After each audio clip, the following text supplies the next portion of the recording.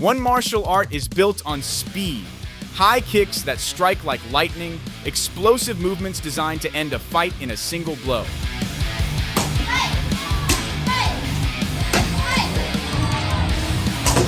And another is built on calm, slow, flowing movements like drifting clouds, deep breathing, and a philosophy of using the opponent's energy rather than your own.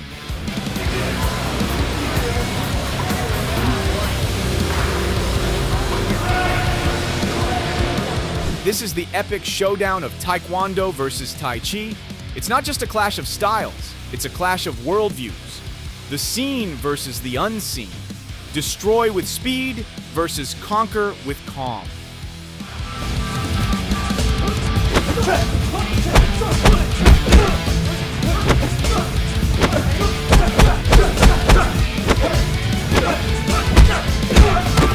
Taekwondo was born after 1945 as a symbol of Korean national identity, seeking to separate itself from the influence of Japanese karate.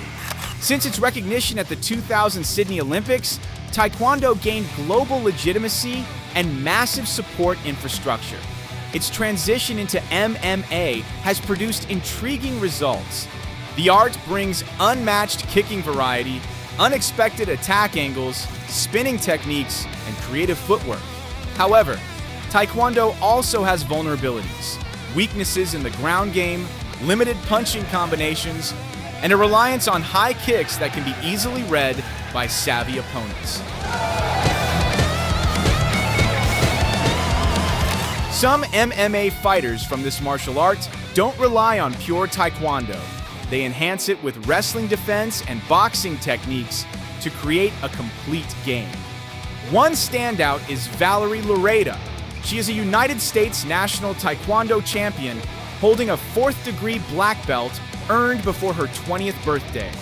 Even more importantly, she's the daughter of a Taekwondo master. Imagine growing up in a home where your father, mother, and entire family are all black belts, where training isn't a choice, it's a way of life, where every move, every kick, every stance has been polished thousands of times since the age of 5. And then there's American Top Team, one of the world's most elite MMA gyms, where UFC champions like Jorge Masvidal, Dustin Poirier, and Amanda Nunes sharpen their skills. Valerie didn't just step into MMA with raw Taekwondo skills. She entered the cage with Taekwondo that had been adapted, refined, and tested by some of the best fighters on the planet. Obviously, I have my different relationship with Taekwondo, but honestly, when I feel that I'm growing more love for different martial arts, I'm like, wait, my Taekwondo is more important. But standing across from her was Fletcher.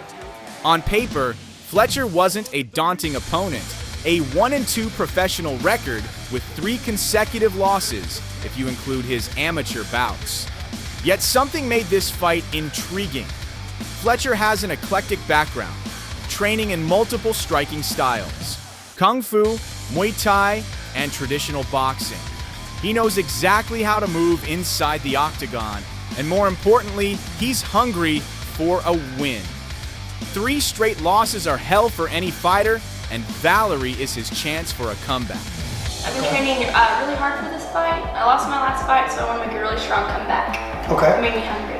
When the bell rang, Valerie immediately showcased the Taekwondo she had been mastering since age 5. Fletcher in the blue gloves, Valerie Loureda in the red gloves. Loureda telling us that she would love to... She stepped forward with an unusual stance, front foot lightly lifted, almost dancing, hands slightly low, delivering unexpected punch combinations. A signature Taekwondo style that would make any Kung Fu fighter scream in frustration. Her first victory with a beautiful, but Fletcher immediately putting the leather on the Loureda. Quick to respond, spinning hook him. Fletcher tried to respond with his own techniques, but Valerie wasn't there. Her Taekwondo footwork made Fletcher look like he was swinging at shadows. Then Fletcher threw a heavy punch, but Valerie saw it coming. She slipped perfectly and countered with 2 powerful punches that snapped Fletcher's head backward. So when she gets inside this one, like Amanda Nunes need to answer off. The fight's tempo accelerated, exchanges became more brutal. A lucha libre black belt. In the midst of this, Valerie unleashed something shocking, an unrelenting combination that sent Fletcher crashing to the canvas. But she didn't stop. She transitioned to side control and unleashed a barrage of hammer fists, making it clear her opponent was finished. Her time is now. And Wise is putting together. And Wise is putting together. Good combination. Body kick. Ground and pound. Hammer fists. And Valerie Loureda putting it on Kobe Fletcher. Referee McDonald giving Fletcher all kinds of time. But what? That night, Valerie proved the point. It's not Taekwondo that's the problem. The problem is most people simply aren't skilled enough to use it properly. Even a traditional martial art, when executed correctly, trained with dedication, and wielded by an exceptional athlete, can become an instrument of absolute dominance. And while we saw glimpses of Taekwondo, it was compact combination punching, culminating with a series of hammer fists, the ground and pound, resulting in an impressive professional debut. Let's turn our attention to Tai Chi.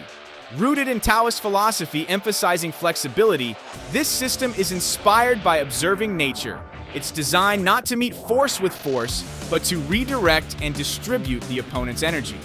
Western perceptions that reduce Tai Chi to slow exercises for elderly health in parks are a misleading oversimplification.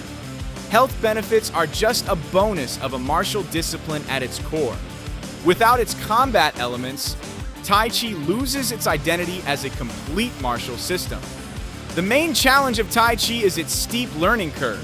It takes years of dedicated practice to master the complexity that allows a practitioner to harness internal power effectively. Because proof is hard to demonstrate and some unscrupulous masters have misrepresented it, Tai Chi's martial effectiveness is often underestimated. One example is Song Dakai, a fighter who claimed to be a Tai Chi master, but whose actual fighting skills were lacking. When the referee started the match, Song immediately showcased his kung fu moves, attempting a jumping kick a la Bruce Lee, only to land flat on his back.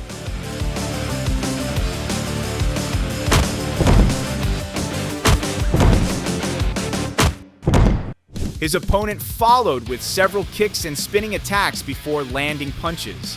Song could only shove him away and retreat, but eventually, he was cornered.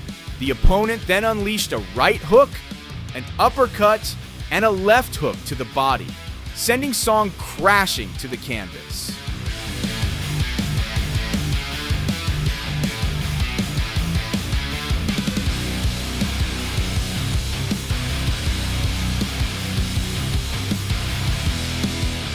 Still, there are practitioners who truly master the martial aspects of Tai Chi, including energy redirection, balance, and internal power usage.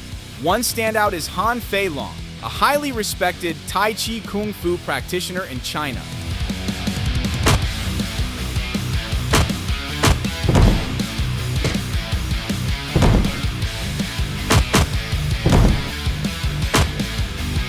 Nicknamed the Tai Chi Dragon, his performances consistently draw roaring applause for their extraordinary technique.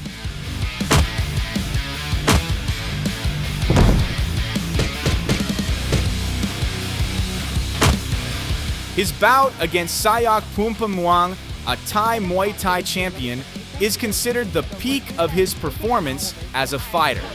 但是泰拳的四大天王波球、沙一郎还有亚当克莱的地位是不可撼动的，仍然是被大家称为很出身啊，也是跟随人，而且战绩越来越不错。In the match held in Shenzhen, China, Han Feilong defeated Saiyok via judges' decision after a grueling 3-round battle. 和自己的战绩，所以在网络上推广的时候，韩飞龙的点击量还都是非常高的。要大国统一节，对于飞龙来说是一个连续3腿4腿，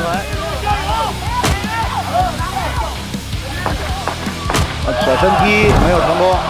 从这个角度看，臂展确实很长，接腿挑摔。